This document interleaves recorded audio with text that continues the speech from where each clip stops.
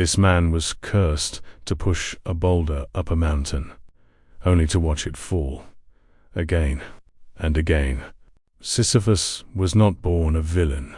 He was a king, the founder and ruler of Corinth. His city was wealthy, strategically placed, and protected by his intelligence. But Sisyphus was known for more than his success. He was known for deception. He lied without shame. He broke sacred laws, and he believed cleverness placed him above consequence. Sisyphus betrayed guests who came seeking hospitality. In ancient Greece, this was unforgivable.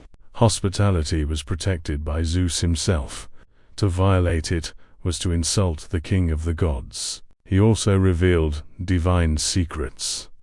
When Zeus abducted the nymph Aegina, Sisyphus told her father what he had seen. In exchange for fresh water for his city, he traded the god's secrets for his own advantage. Zeus never forgot this betrayal. When the gods finally decided Sisyphus had gone too far, Zeus sent Thanatos, the god of death. But Sisyphus did not beg. He did not resist. Instead, he asked a question. He asked Thanatos to demonstrate how the chains of death worked. And when Thanatos did, Sisyphus locked him away. With death imprisoned, no one on earth could die. Battles became meaningless. The sick could not pass on. The natural order collapsed. Eventually, death was freed. Sisyphus was dragged to the underworld, where no tricks should have worked. But even there, Sisyphus had prepared.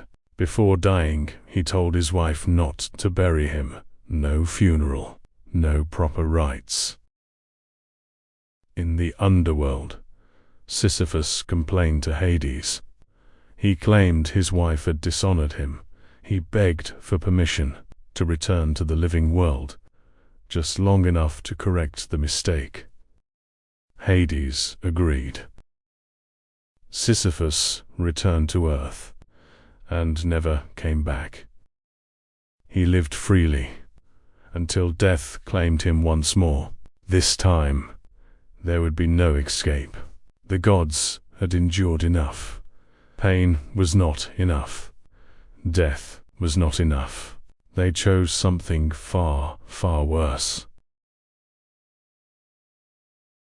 The gods chose a punishment worse than pain. Sisyphus was forced to push a massive boulder up a steep mountain.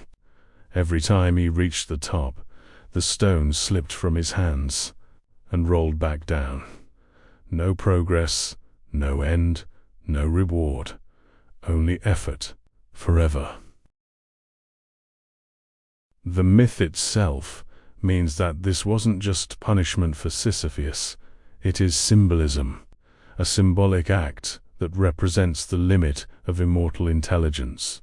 The gods punished Sisyphus not for lying, but for arrogance, for believing intelligence placed him above fate. Today, the labor of Sisyphus represents meaningless work, endless routines, and effort without reward. For Sisyphus, the punishment was not the stone, it was awareness. Sisyphus knows the boulder will fall. He knows the effort will lead nowhere, and still, he must push. In life, Sisyphus believed intelligence could conquer fate. He believed cleverness placed him above rules, above gods, above consequence. The punishment strips that belief away. Every step uphill reminds him that no trick remains, no lie, no escape. The gods did not erase his mind. They left him with memory, with understanding, with the knowledge that this is the price of his choices. But the myth of Sisyphus was never meant to stay in the underworld. It was meant for the living. We remember Sisyphus because his punishment feels familiar. Endless work, repeated effort, goals that reset themselves. The moment we reach them, the myth asks a quiet question. What gives effort meaning? Is it the result or the act of pushing itself?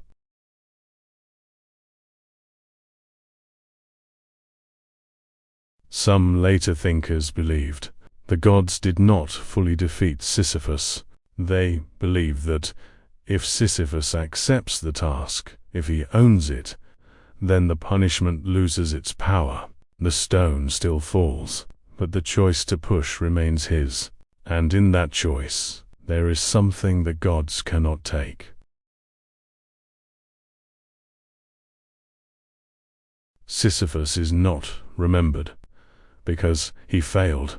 He is remembered because he continues. And perhaps that is why the myth has survived for thousands of years, because somewhere, in every endless task, we recognize ourselves pushing the stone.